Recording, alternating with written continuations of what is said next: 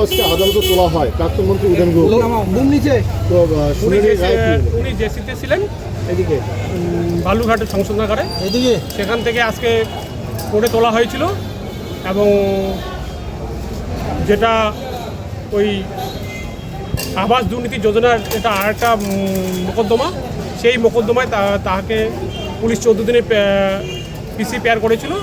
লানেট সব কিছু বিবেচনা করে তার ওই 5 দিনের পিসি অ্যালাউ করেছেন, 5 দিনের পুলিশ কাস্টডি অ্যালাউ করেছেন এবং আগামী 18 জুলাই তাকে আবার কোর্টে তোলা হবে এই কেসে তদন্ত করার জন্য।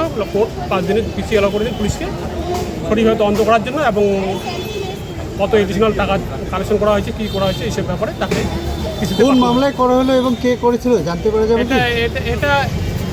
এটা একটা শোমোটো মামলা, শোমোটো মামলা। এটা পুলিশের মানে কমপ্লেনের এগেনস্টে পুলিশের শোমোটোর মামলাটা। আচ্ছা, ওনার এগেনস্টে নতুন কোনো মামলা আজকে আরও পুটিং হয়েছে? হ্যাঁ, আজকে আরেকটা নতুন মামলা, যেটা হলো ওই বেলা গুহ ট্রাস্ট এবং কমল গুহ স্মৃতি এবং স্বাস্থ্য মেলার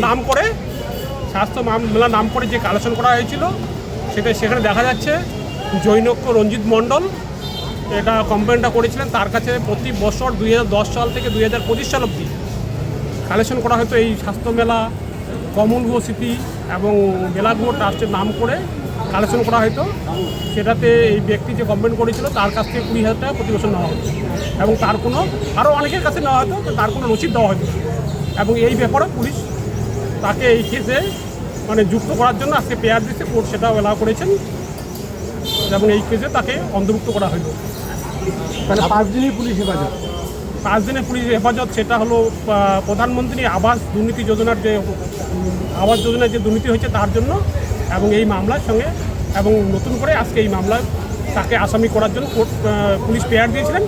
লানেট কোর্ট সেটা অ্যালাউ করেছেন, যেটা হলো ওই যে বেলাগুহ ট্রাস্ট, কমল গুহ স্মৃতিসৌধ স্মৃতির উদ্দেশ্যে এবং স্বাস্থ্য মেলার নাম করে যে কালেকশন করা হয়েছে সেই ফান্ডের ব্যাপারেও তদন্ত করার জন্য পুলিশ এই কেসে তাকে এই কেসে যুক্ত করার জন্য পেয়ার করে সেটা কোর্ট অ্যালাউ করেছে। আমি সঞ্জয় বর্মন, এপিপি, বিরাটা এসিদের মাধ্যমে।